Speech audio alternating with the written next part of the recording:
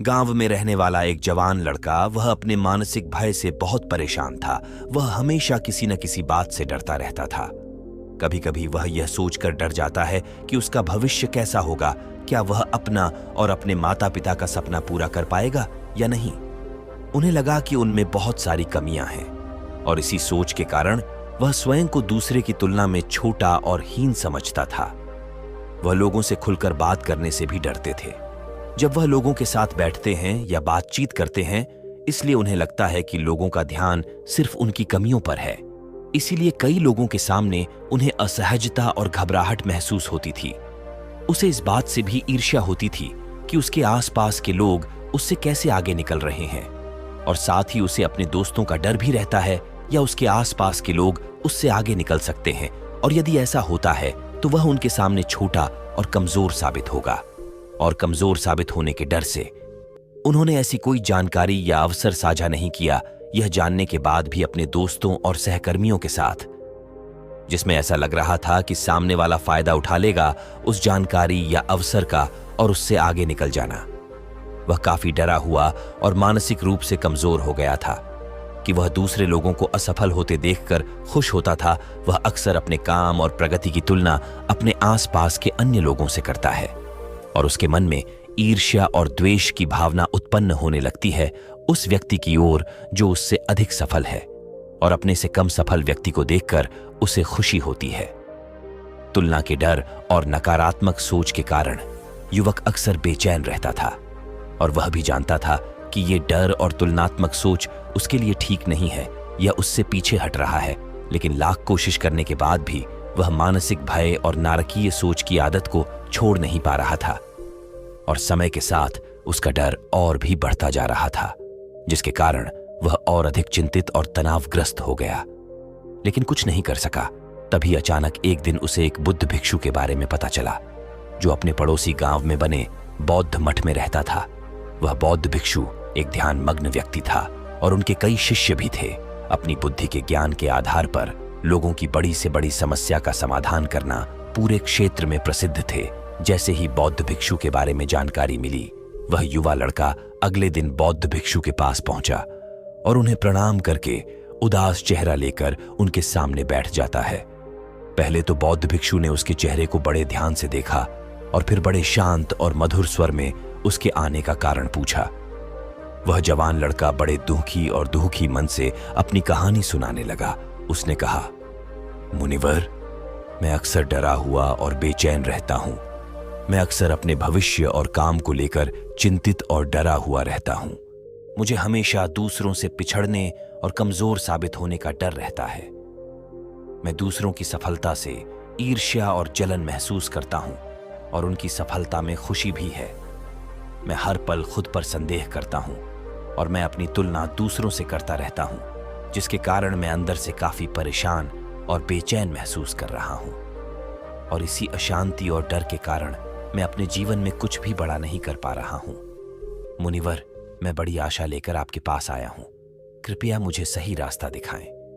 बौद्ध भिक्षु ने युवा लड़के की बात ध्यान से सुनी और फिर शांत और गंभीर स्वर में कहने लगा, ये सभी डर और लक्षण केवल उसी व्यक्ति में पाए जाते हैं जिसमें आत्मविश्वास की कमी है, जिसे खुद पर भरोसा नहीं है और जो खुद के साथ सहज नहीं है। क्योंकि जिस व्यक्ति को खुद पर भरोसा है और वह खुद से जुड़ा हुआ है, वह कभी भी किसी दूसरे की सफलता से दुखी नहीं होंगे, न ही किसी के असफल होने पर वह खुश होगा। एक आत्मविश्वासी व्यक्ति पीछे छूट जाने के डर में नहीं रहता, या फिर आप उनकी नजरों में कमजोर साबित होंगे, क्योंकि वह योग्यता और कड़ी मेहनत में विश्वास करते हैं। इसलिए वह हर परिस्थिति में अपना सर्वश्रेष्ठ देने की कोशिश करते हैं। परिणामों के बारे में ज्यादा चिंता किए बिना तो आज मैं आपको 9 ऐसी आदतों के बारे में बताऊंगा जो उन लोगों में पाई जाती हैं जो आत्मविश्वास से भरे हुए हैं और जो खुद पर विश्वास करते हैं, जो खुद के साथ सहज हैं और खुद से जुड़े हुए हैं। और इन आदतों को अपनाकर आप भी खुद को आत्मविश्वास से भर सकते हैं। आप स्वयं के साथ तालमेल बिठाना सीख सकते हैं और स्वयं को भय, ईर्ष्या और तुलना से मुक्त कर सकते हैं। जैसे आप खुद को नकारात्मक विचारों से दूर रखकर अपने काम पर ध्यान केंद्रित कर सकते हैं। इसलिए मैं जो कहता हूं उसे ध्यान से सुनो और यह समझने की कोशिश करें कि आप कहां खड़े हैं यानी इनमें से कौन सी आदतें आपके अंदर हैं और वे कौन सी आदतें हैं जो आपको अभी अपने अंदर विकसित करनी है। शांतिपूर्ण, सुखी और सफल जीवन जीने के लिए आइए पहली आदत से शुरुआत करें। इसलिए पहली आदत है चीजों को व्यक्तिगत रूप से लेना बंद करना। हर बात को व्यक्तिगत तौर पर लेने की जरूरत नहीं है, क्योंकि अगर कोई भी व्यक्ति चीजों को व्यक्तिगत तौर पर लेता है, यदि कोई बात किसी समूह के लिए कही जा रही हो या सामान्यतः सभी के लिए कही जा रही हो, और अगर वह व्यक्ति उस बात को अपने ऊपर ले लेता है तो उसे बहुत ही अपमानित महसूस होता है और इससे आपके आत्मविश्वास को गहरा झटका लगता है। हमें चीजों को व्यक्तिगत रूप से लेने के बजाय उनमें सामूहिक और पारिस्थितिक अर्थ ढूंढना सीखना चाहिए, यानी कि कितनों से क्या, किस उद्देश्य से और किस संदर्भ में क्या कहा गया है। इस बात को ध्यान में रखते हुए इसका अर्थ समझना चाहिए, और जो अपने आप में सहज हो, वह अपने आप में आश्वस्त है, वह जानता है कि वह कौन है, इसीलिए वह चीजों को व्यक्तिगत रूप से नहीं लेता है। इसके बजाय यह वर्तमान स्थिति के अनुसार समझ में आता है। जब हम कही गई बातों या बातों की व्याख्या परिस्थिति और अवसर के अनुसार करना सीख जाते हैं, तब हम खुद को अनावश्यक रूप से दोष देने और खुद पर अनावश्यक दबाव डालने से बचते हैं। दूसरी आदत है खुद पर और अपनी क्षमताओं पर विश्वास करना। खुद पर भरोसा करना सबसे खूबसूरत एहसास है।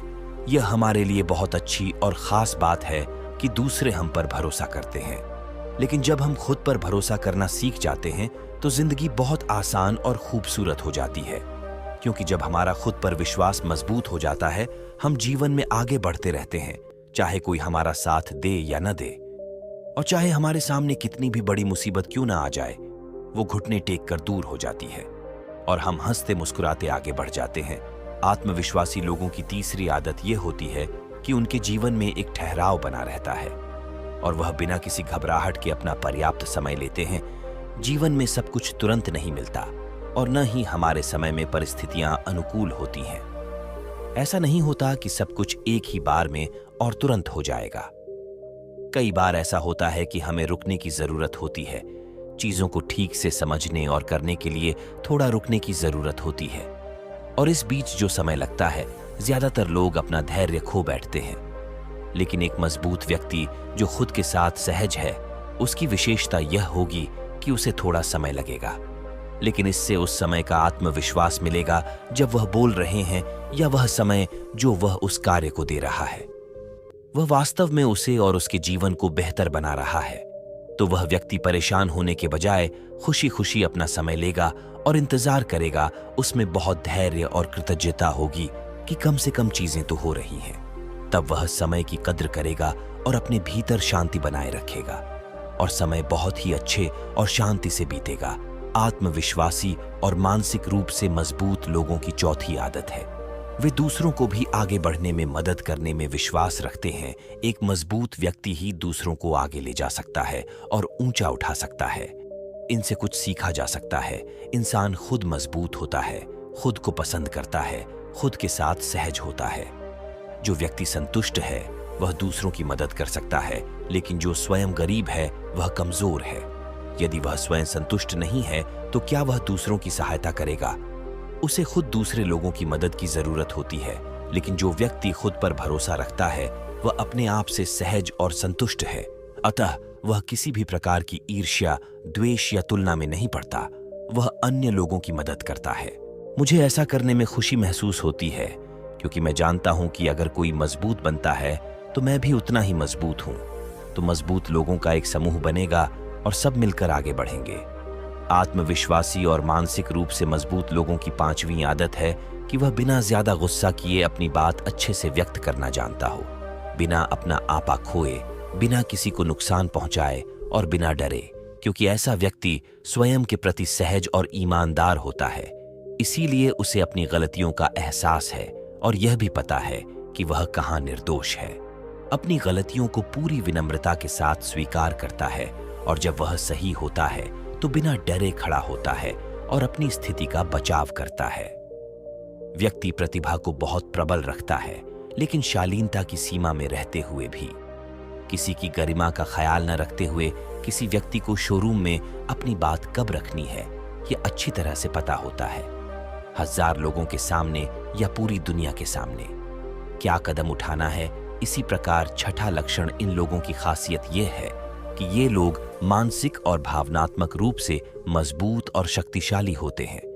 आंतरिक मन से वास्तव में मजबूत यानी शक्तिशाली कौन है? जिसके पास ज्ञान तो है लेकिन उसे अपने ज्ञान पर घमंड नहीं है, जो सही समय पर सही काम करना जानता है, जो विनम्र होना जानता है, जो दूसरों की सहायता करना जानता है, वही व्यक्ति है। एक सच्चा इंसान शक्तिशाली, स्वतंत्र, आत्मविश्वासी, सफल और संतुष्ट होता है। एक सच्चे सशक्त इंसान की पहचान यही है कि वह अपने जीवन के सभी आयामों को ध्यान में रखता है और दूसरों के साथ अपने जैसा व्यवहार करता है। शक्तिशाली बनाने में भी विश्वास रखता है क्योंकि वह जानता है कि सकारात्मक ऊर्जा जितनी अधिक फैलेगी उतना ही वह उसके पास वापस आएगा और वह और अधिक शक्तिशाली हो जाएगा। आप खुद सोचिए कि अगर आप कमजोर लोगों के समूह में रहेंगे तो क्या होगा? धीरे धीरे आप भी कमजोर हो जाएंगे। लेकिन क्या होगा यदि आप शक्तिशाली लोगों का एक समूह बनाते हैं और उनकी शक्ति बढ़ जाती है? धीरे धीरे आपकी शक्ति बढ़ती जाएगी। तब ऐसे लोग वास्तव में शक्तिशाली होते हैं। आत्मविश्वासी और खुद से जुड़े रहने वाले लोगों की खासियत यह होती है कि लोग अपने जीवन से संतुष्ट रहते हैं। इसका मतलब यह नहीं कि आगे कुछ करने का उत्साह नहीं है। भविष्य में बहुत कुछ किया जाना बाकी है, लेकिन अभी उनके पास जो है उसके लिए वे कृतज्ञता से भरे हुए हैं, संतुष्ट हैं, खुश हैं, दिल में शांति है, प्यार है और सकारात्मक भावना है। संतुष्टि और कृतज्ञता की भावना से ही हमें भविष्य में सफलता मिलती है। सौभाग्य हमारे पास आता है लेकिन हम स्वयं खुश रहेंगे और कमियां निकाल लेंगे, जिसके कारण यह ब्रह्म शक्ति प्रकृति कहेगी कि मैं हर समय रोती रहती हूँ, कमियां निकालता रहता हूँ और जो मेरे बच्चे हैं वो ध्यान देंगे। जो बच्चा हर समय रोता रहता है, चिड़चिड़ा रहता है और शिकायत करता रहता है, फिर कई बार उसके माता पिता भी उसे उसी हालत में छोड़ देते हैं और लोग अपने आप चले आते हैं और कुछ देर बाद चुप हो जाते हैं। लेकिन जो बच्चा उनके प्रति मधुर, खुश और शांत रहता है, लोगों का प्यार और बढ़ जाता है। और अगर उन्हें खुशी मिलती है तो इसका मतलब है कि जो लोग संतुष्ट हैं वे सहज रह पाते हैं और अपने आप में खुश रहते हैं और उनका आत्मविश्वास बढ़ता रहता है। इसी तरह ये लोगों की 8वीं आदत है, वे जीवन में लोकतंत्र में विश्वास रखते हैं। अच्छा, जीवन जीने के लिए संतुलित रहना बहुत जरूरी है, तो ऐसे मजबूत लोग जो खुद के साथ सहज हैं, जीवन को संतुलित रखने में विश्वास करते हैं। हमारे जीवन के कई पहलू हैं, जैसे शारीरिक स्वास्थ्य, मानसिक स्वास्थ्य, घरेलू रिश्ते, सामाजिक रिश्ते, भविष्य के सपने, मौज मस्ती, सफलता आदि। और अगर हम इन सभी चीजों को उचित समय देंगे तो हमारे जीवन में संतुलन रहेगा, हम संतुष्ट रहेंगे, हम खुश रहेंगे, बीमार होने से बचेंगे। लेकिन अगर हम जीवन में किसी एक पर ज्यादा ध्यान देंगे, वह बहुत अच्छा कर रहा है लेकिन बाकी काम दूसरे क्षेत्र में है, यदि यह बिल्कुल अतीत में घटित हो तो क्या होगा? वह संतुष्टि, वह खुशी, वह आत्मविश्वास हम अपने जीवन में कभी नहीं पा सकेंगे। हम अधिकांश समय चिंतित रहेंगे। इसीलिए आपके जीवन में जो भी कमजोर क्षेत्र हैं और एक योजना बनाएं कि उन्हें कैसे बेहतर बनाया जा सकता है, फिर अपने जीवन में संतुलन स्थापित करें। 9वीं और आखिरी आदत यह है कि ये लोग खुले विचारों वाले होते हैं। कोई भी व्यक्ति जो खुले विचारों वाला होगा वह नए विचारों का स्वागत करेगा और दूसरों की राय का भी सम्मान करेगा। लेकिन जो व्यक्ति खुले विचारों वाला नहीं है वही अहंकार में दबा हुआ है। अहंकार करके अपना काम न बिगाड़ने के लिए दिल और दिमाग का होना बहुत जरूरी है। मैं जैसा हूं वैसा ही हूं, लेकिन अगर कोई और मुझसे अलग है तो इसका मतलब यह नहीं कि वह गलत है। अगर मुझे कोई खास चीज पसंद नहीं है, मुझे कोई पोशाक पसंद नहीं है, मुझे काम करने का कोई तरीका पसंद नहीं है, तो इसका मतलब यह नहीं कि सामने वाले का तरीका गलत होगा। इसीलिए खुले विचारों वाला होना और नई चीजें सीखना बहुत महत्वपूर्ण है। चाहे वे कोई भी हों, यह कार्य, संस्कृति, विचार, कला है, इनका स्वागत करें, उनकी अच्छाइयों की सराहना करें, परिवर्तन को स्वीकार करें। यही सब बातें हैं जो एक खुले विचारों वाले व्यक्ति की पहचान होती हैं। लेकिन अगर हम रूढ़िवादी और छोटी सोच में फंस जाते हैं, यानी कि हम मान्यताओं में फंस जाते हैं और अपनी सोच बदलने को तैयार नहीं होते, मानसिक रूप से सड़ने लगते हैं। लेकिन जब हम बोलते हैं तो हम नई चीजों का स्वागत करते हैं, हम मुस्कुराते हैं, हम पहले से बेहतर हो जाते हैं। हमारा दिमाग अधिक विकसित होता है और हम नई चीजें सीखकर आगे बढ़ते रहते हैं, जो हमारे जीवन में और अधिक खुशियां लाता है। इसके बाद बौद्ध भिक्षु कुछ देर रुके और फिर हल्के से मुस्कुराए और फिर बोले, तो अब तक तुम्हें सारी बातें समझ आ गया होगा और अंदाजा भी लग गया होगा कि आप कहां खड़े हैं और आपको अपने अंदर क्या बदलाव लाना है। बौद्ध भिक्षु के मुख से यह सुनकर युवा लड़के ने हमें अपना सिर हिलाया और हमें यह जानकारी दी। मदद के लिए बौद्ध भिक्षु को धन्यवाद दिया और वहां से चले गए। दोस्तों, उम्मीद है कि यह वीडियो आपको पसंद आई होगी, तो हमारे चैनल को सब्सक्राइब कर लीजिए, क्योंकि इस चैनल पर आपको बिल्कुल नई और अलग कहानियां मिलेंगी। इसी के साथ मैं आपका धन्यवाद करता हूं पूरी वीडियो देखने के लिए, और वीडियो को एक लाइक करना मत भूलिए। तो चलिए मिलते हैं अगली वीडियो में फिर एक नई कहानी और एक नए मैसेज के साथ। नमो बुद्धाय।